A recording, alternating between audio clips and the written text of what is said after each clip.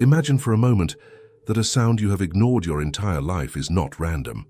Imagine that the ringing in your ears, that subtle vibration that appears in silence, is not a medical accident, not a coincidence, but a signal. What if it is a whisper from beyond the visible world? What if, as some ancient traditions suggest, it is a spiritual call? And what if the teachings attributed to Jesus Christ contain a hidden key to understanding what that ringing truly means? Stay with me, because today we are going to uncover something profound. By the end of this journey, you will see that the final revelation is the most powerful of all, and it may completely transform the way you interpret your spiritual experiences, your consciousness, and even your purpose in this world. Throughout history, mystics, desert fathers, and seekers of divine wisdom have described inner sounds as signs of spiritual awakening. In the silence of monasteries and the solitude of deserts, many reported hearing subtle tones, vibrations, or celestial harmonies. Were they hallucinating, or were they tuning into something greater? If you are fascinated by hidden wisdom, ancient mysteries, and the deeper spiritual teachings passed down through generations, make sure you subscribe to this channel, like this video, and share it with someone who is also searching for truth. Write in the comments if you have ever experienced unexplained ringing in your ears. Your experience may resonate with others. What we are about to explore could change how you understand your own life and your connection to the universe. Now think carefully. In the Gospel narratives, Jesus repeatedly says, "He who has ears to hear, let him hear." Why emphasize hearing? Why not simply say understand? Why not say believe? Hearing, in the spiritual sense, is more than perceiving sound. It is awakening to frequency, to vibration, to divine communication. Ancient Hebrew thought viewed creation itself as sound. The universe was spoken into existence. The word was not metaphorical, it was vibrational. Modern physics, interestingly, echoes this idea. Everything is frequency, everything is energy in motion. Could it be that the ringing some people experience is a subtle shift in perception, a heightened sensitivity to spiritual frequency?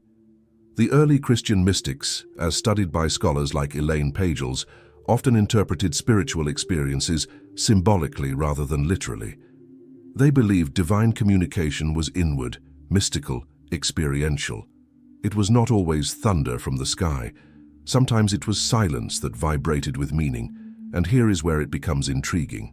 Many spiritual traditions speak of awakening as a change in inner perception. In certain contemplative paths, practitioners report that as consciousness expands, the inner world becomes more vivid. Subtle sensations intensify. Awareness sharpens. The boundary between the physical and the spiritual feels thinner. So ask yourself, when the ringing appears, what were you thinking? What were you feeling? Were you anxious or were you calm? Were you distracted or were you reflecting deeply? Patterns matter. Awareness matters.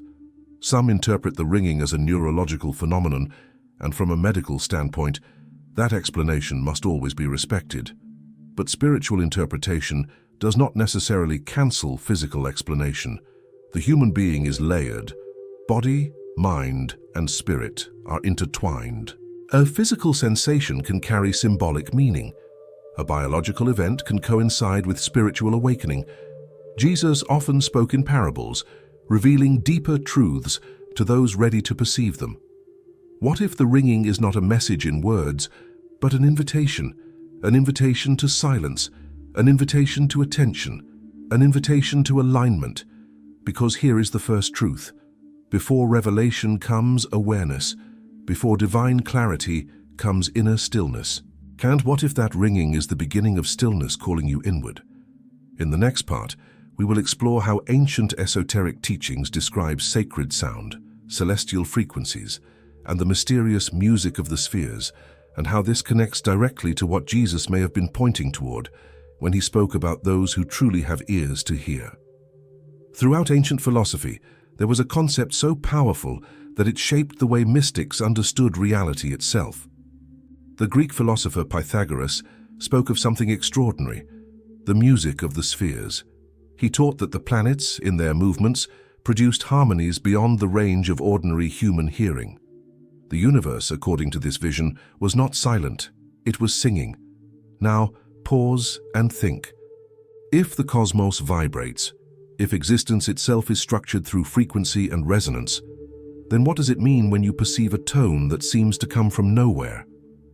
Centuries later, thinkers like Johannes Kepler would revisit this idea, proposing mathematical harmonies governing planetary motion. Science and mysticism were not always enemies. They were once partners in the search for hidden order. In Jewish mystical traditions that influenced the spiritual atmosphere of the time in which Jesus lived, sound carried immense significance. Creation began with utterance. The divine name was considered vibrational power. The spoken word shaped reality. And in the Gospel of John, the opening declares that in the beginning was the Word. The Greek term used there implies not merely speech, but divine ordering principle, intelligent vibration. What if Jesus was not only teaching moral instruction, but also pointing toward a deeper law of resonance? Consider his repeated emphasis on inner receptivity. He did not force revelation, he invited perception. He said that those who truly listen would understand mysteries others could not grasp. Listening in this context becomes spiritual alignment, and here is something remarkable. Modern neuroscience confirms that the brain itself operates through electrical oscillations. Your thoughts are patterns of frequency. Your emotional states correspond to measurable brainwave changes. Scholars such as Andrew Newberg have studied how spiritual experiences alter neural activity, particularly during prayer and contemplation. The boundary between mystical perception and measurable physiology grows thinner the deeper we look. So when the ringing appears, could it be that your awareness is shifting? Could it coincide with moments when your consciousness is recalibrating? Many contemplative practitioners describe that, as they deepen meditation, subtle inner tones become more noticeable. They do not chase the sound. They do not fear it. They observe it. And in that observation, they often report heightened clarity, intuition, and peace. But here is where caution and wisdom must walk together.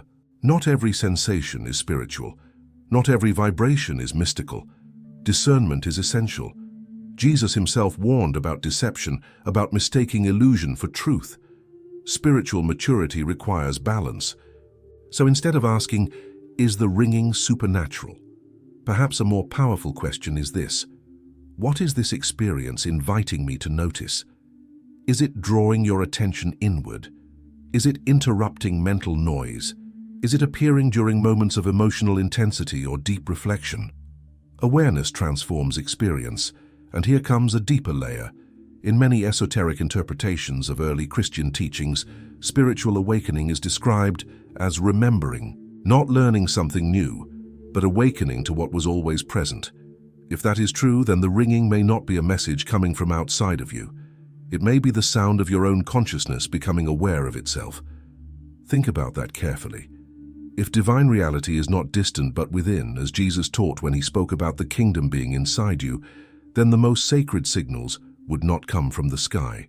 They would arise in silence, within the temple of your own awareness.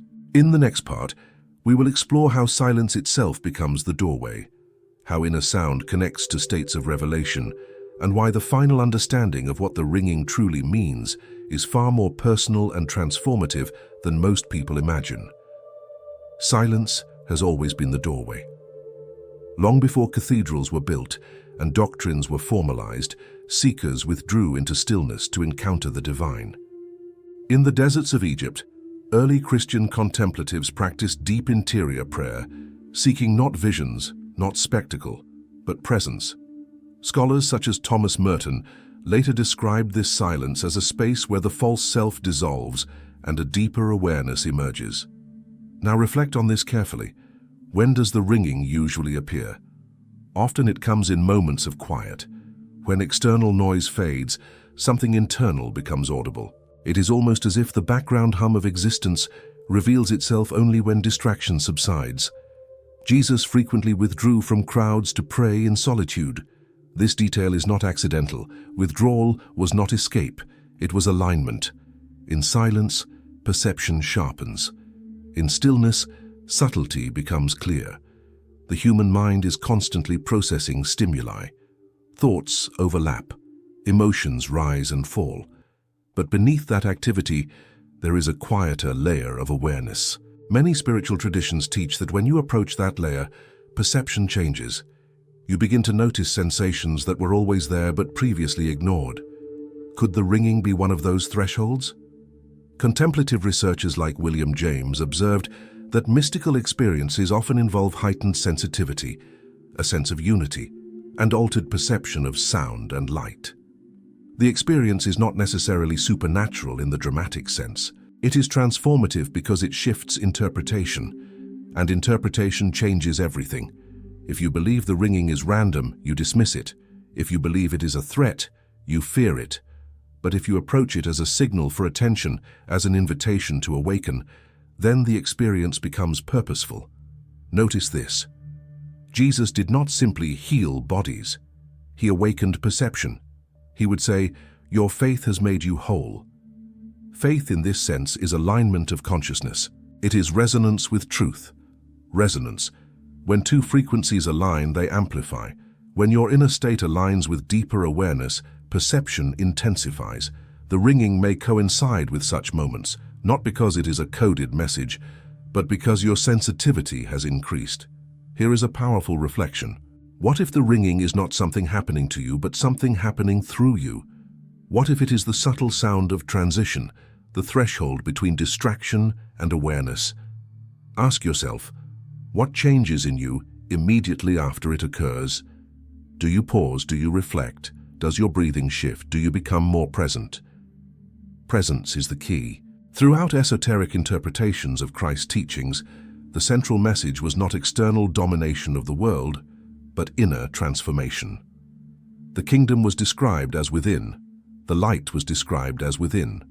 The truth was described as something that sets you free from inside outward. And here we approach something deeper. Sound is vibration. Vibration is movement. Movement is life. If the ringing appears at moments of emotional intensity, decision, intuition, or contemplation, perhaps it is a reminder that you are not merely a physical organism reacting to stimuli. You are consciousness experiencing itself in layers. But we are not yet at the most powerful revelation. Because in the next part, we will explore the possibility that the ringing is connected not only to awareness, but to alignment with purpose, and why the final understanding of what it truly means may challenge everything you thought you knew about spiritual signs.